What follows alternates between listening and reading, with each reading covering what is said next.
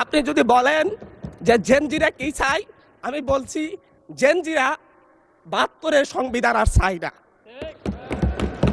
আমি এসেছি ওনার বক্তব্য 6 মিনিট। মাননীয় স্পিকার, আমি বুঝতে পারছি না সময়গুলো কিভাবে বন্টন করা হয়। সরকার দলের হলো 8 মিনিট, বিরোধী দলের হলো 6 মিনিট, এভাবে তো কথা বলতে পারবো না। মাননীয় স্পিকার, পাশাপাশি আমি এই সংসদের সর্বকনিষ্ঠ এমপি, বাংলাদেশের ইতিহাসের সর্বকনিষ্ঠ এমপি। আমি এখানে দাঁড়িয়ে আপনারা যে জেনজির কথা বলেন, সেই জেনজির প্রতিনিধি হয়ে আমি সংসদে কথা বলতে আসছি। আপনি যদি বলেন যে জেনজিরা কি চাই, আমি বলছি জেনজিরা ৭২-এর সংবিধান আর চাই না।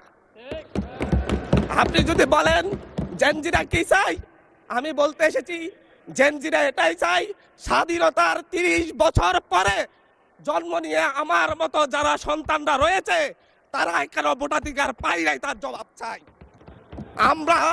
আমরা তো স্বাধীন বাংলাদেশে জন্ম নিয়েছি মাননীয় স্পিকার। আমাদের কি ভুল ছিল? আমরা তো নতুন মানচিত্র পেয়েছি, আমরা তো নতুন পতাকা পেয়েছি, আমরা নতুন সীমানা পেয়েছি। আমাদের পূর্বপুরুষরা 1971 সালে রক্ত দিয়ে আমাদের জন্য একটি নিরাপদ বাংলাদেশ গড়তে চেয়েছেন, কিন্তু আমরা কি সেই নিরাপদ বাংলাদেশ পেয়েছি? আমরা কি সেই নতুন বাংলাদেশ পেয়েছি? আমরা তো সেই নতুন বাংলাদেশ মাননীয় স্পিকার পাই নাই। 71-এ 30 লক্ষ মানুষ শহীদ হয়েছে, জীবন দিয়েছে, তাদের পরবর্তী সন্তানরা যেন নিরাপদ বাংলাদেশে ভোটাধিকার পায়, যেন রক্ষী বাহিনী না হয়, যেন ভোটাধিকার পায়, যেন আবার দুর্ভিক্ষ না হয়। কিন্তু আমরা কি দেখেছি? আমরা দেখেছি বাংলাদেশে দুর্ভিক্ষ হয়েছে। 1973 সালে ভোট চুরি হয়েছে। আমরা দেখেছি তার পরবর্তী সময়ে শহীদ প্রেসিডেন্ট জিয়াউর রহমান বাংলাদেশকে অর্থনৈতিকভাবে, রাজনৈতিকভাবে, গণতান্ত্রিকভাবে বাংলাদেশকে পুনরুদ্ধার করার জন্যে উনি অটল ভূমিকা রেখেছেন। উনি আমার দ্বীপ হাতিয়াতে 3 বার গিয়েছেন।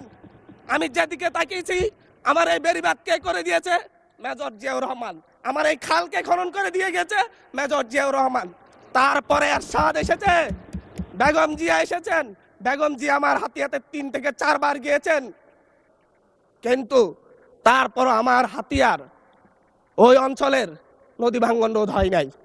ওই অঞ্চলের লক্ষ লক্ষ মানুষ ঘরবাড়িহীন ভাবে পড়ে আছে। আমি এই ইলেকশনে ভোট ডাকাতি দেখেছি। আমার ঘরে বড় হামলা করা হয়েছে।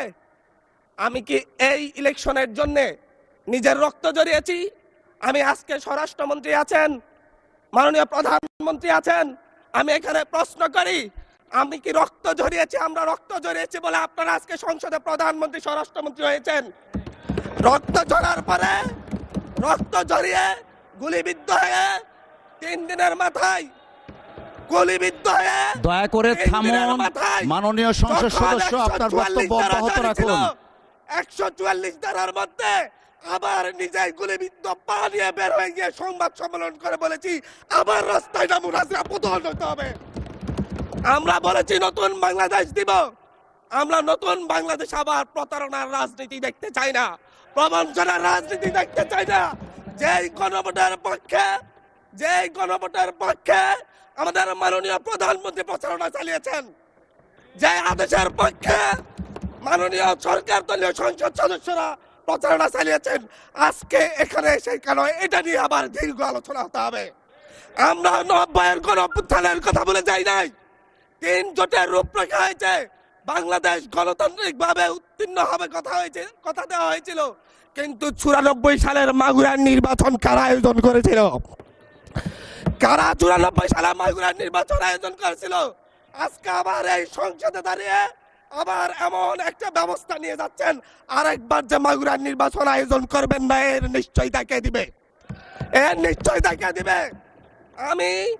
আমি আমার সবচাইতে কম বয়সী প্রার্থী হিসেবে নিজের প্রার্থীটা জমা দিয়ে এলাকায় গিয়েছি প্রচারণা করতে। 3 বার হামলা শিকার হতে হয়েছে।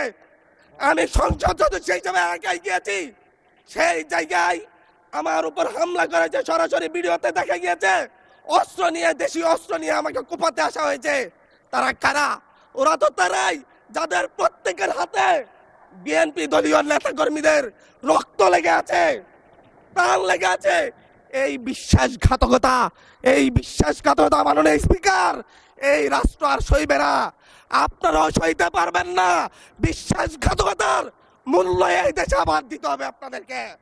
আপনারা যারা আপনাদের ভাইদের রক্ত জড়িয়েছে, খুন করেছে, খুনের মামলা আছে, তাদেরকে আবার পুনর্বাসিত করে আমাদেরকে খুন করার জন্য লেলিয়ে দিচ্ছেন। চট্টগ্রাম থেকে এক সাংগঠনিক নেতাকে পাঠিয়েছে অস্ত্র সহ আমাদের লোকজনের উপর হামলা করতে। ভোটের দিন সকালবেলা থেকে প্রত্যেকটা ভোট কেন্দ্রে অস্ত্র দিয়ে মহড়া দিয়েছে। 30টা ভোট কেন্দ্রে এনসিপির প্রার্থী, বিএনপি দুজন বিদ্রোহী প্রার্থী সহ কারো এজেন্টকে ঢুকতে দেওয়া হয় নাই। এটার জন্য কি আমরা আমাদের রক্ত জড়িয়েছি? মাননীয় স্পিকার, ইলেকশনের একদিন পরে আমাকে আর 1 মিনিট বাড়িয়ে দিবেন মাননীয় স্পিকার, 1টা মিনিট। মাননীয় স্পিকার, ইলেকশনের পর দিন এক নারী অভিযোগ করেছেন, এক নিরীহ নারী, ওনাকে ধর্ষণ করা হয়েছে শুধুমাত্র শাপলাগড়িতে ভোট দেওয়ার কারণে। 1 ঘন্টার মধ্যে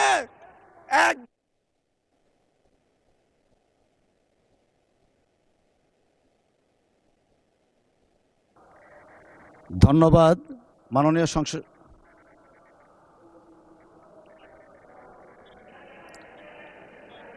আচ্ছা ঠিক আছে, 1 মিনিটের মধ্যে সংক্ষিপ্ত শেষ করবেন, 1 মিনিট। মাননীয় স্পিকার, একজন ভুক্তভোগী নারী অভিযোগ করেছে ওনাকে ধর্ষণ করা হয়েছে শাপলাগড়িতে ভোট দেওয়ার কারণে। সার্কেল এসপি 1 ঘন্টার মধ্যে বলেছে এই ধরনের কোনো ঘটনা ঘটে নাই। আজকে 42 দিন পার হয়েছে, এখনো ডিএনএ রিপোর্ট আসে নাই। মামলা নিতে 3 দিন দেরি হয়েছে। সিভিল সার্জন অফিস তদন্ত কমিটি করে দিয়েছে, তদন্ত কমিটির রিপোর্ট জমা দিয়েছে। ভুক্তভোগী নারী জানে না তার তদন্ত রিপোর্ট কি এসেছে। এই ভয়াবহ পরিবেশ তৈরি কারা করছে?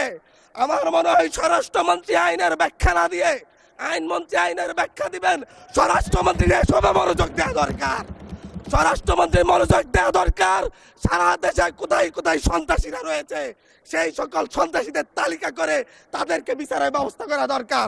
স্বরাষ্ট্রমন্ত্রীর উচিত ধন্যবাদ মাননীয় সদস্য। নেতা কর্মীরা হত্যার শিকার হয়েছে তাদের বিচারের ব্যবস্থা করা দরকার।